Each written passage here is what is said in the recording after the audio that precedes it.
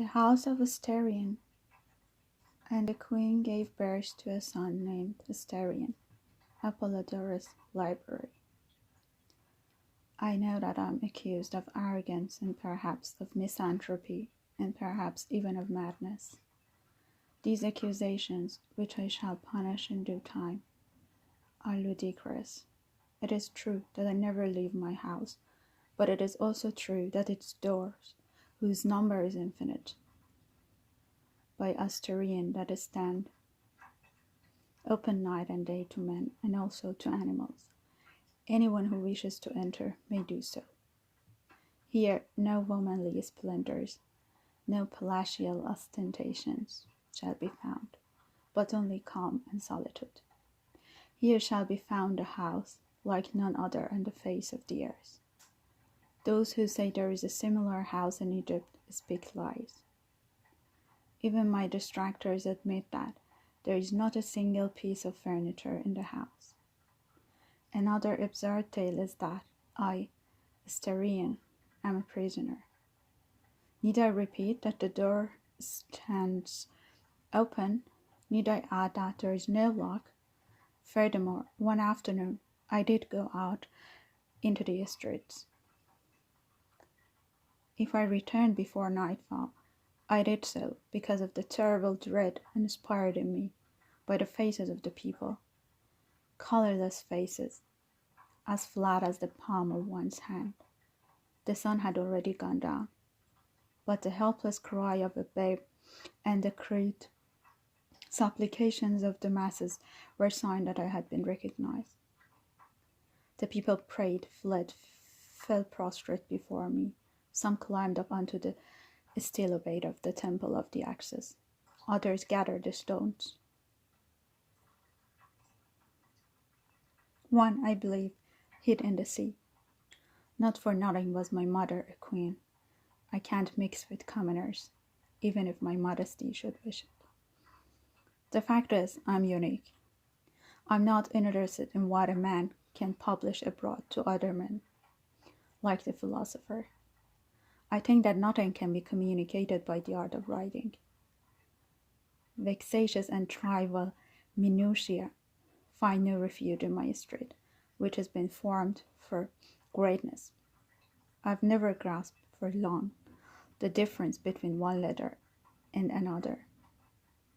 A certain generous impatience has prevented me from learning to read. Sometimes I regret that, because the nights and the days are long. Of course, I do not lack for distractions. Sometimes I run like a charging ram through the halls of stone until I tumble dizzily to the ground. Sometimes I crouch in the shadow of a wellhead or at a corner in one of the corridors and pretend I'm being hunted. There are rooftops from which I can hurl myself until I'm bloody. I can pretend anytime I like that I'm asleep and lie with my eyes closed and my breathing heavy. Sometimes I actually fall asleep. Sometimes by the time I open my eyes, the color of the day has changed. But of all the games, the one I like best is pretending that there is another Asterion, pretend that he has come to visit me, and I show him around the house.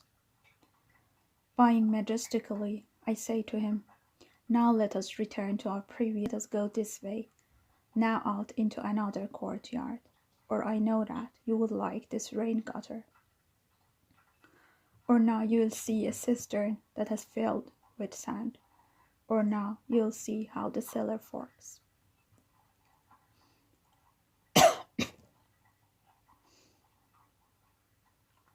Sometimes I make a mistake, and the two of us have a good laugh over it. It is not just these games I have thought of. I've also thought a great deal about the house. Each part of the house occurs many times. Any particular place is another place. There is not one wellhead, one courtyard, one drinking trough, one manger. There are 14, an infinite number of mangers, drinking trews, courtyards, wellheads. The house is as big as the world, or rather, it is the world. Nevertheless, by making my way through every single courtyard with its wellhead and every single dusty gallery of grey stone, I have come out onto the street and see the temple of the Axis and the sea. That sight I did not understand until the night vision revealed to me that there are also 14, an infinite number of seas and temples. Everything exists many times, 14 times, but there are two things in the world that apparently exist but once. On high, the intricate sun, and below, Asterion. Perhaps I've created the stars and the sun and this huge house, and no longer remember it. Every 9 years, 9 men come into the house, so that I can free them from all evil. I hear their footsteps or their voices far away in the galleries of stone, and I run joyously to find them. The ceremony lasts but a few minutes. One after another they fall, without my ever having to bloody my hands. Where they fall, they remain, and their bodies help distinguish one gallery from the other. I do not know how many there have been, but I do know that one of them predicted, as he died, that someday my Redeemer would come. Since then, there has been no pain for me in solitude, because I know that my Redeemer lives, and in the end he will rise and stand above the dust. If my ear could hear every sound in the world, I would hear his footsteps. I hope he takes me to a place with fewer galleries and fewer doors. What will my Redeemer be like, I wonder? Will he be bull or man? Could he possibly be a bull with the face of a man? Or will he be like me? The morning sun shimmered on the bronze sword. Now there was not a trace of blood left on it. Can you believe it? Ariadne, said Theseus. The Minotaur scarcely defended itself.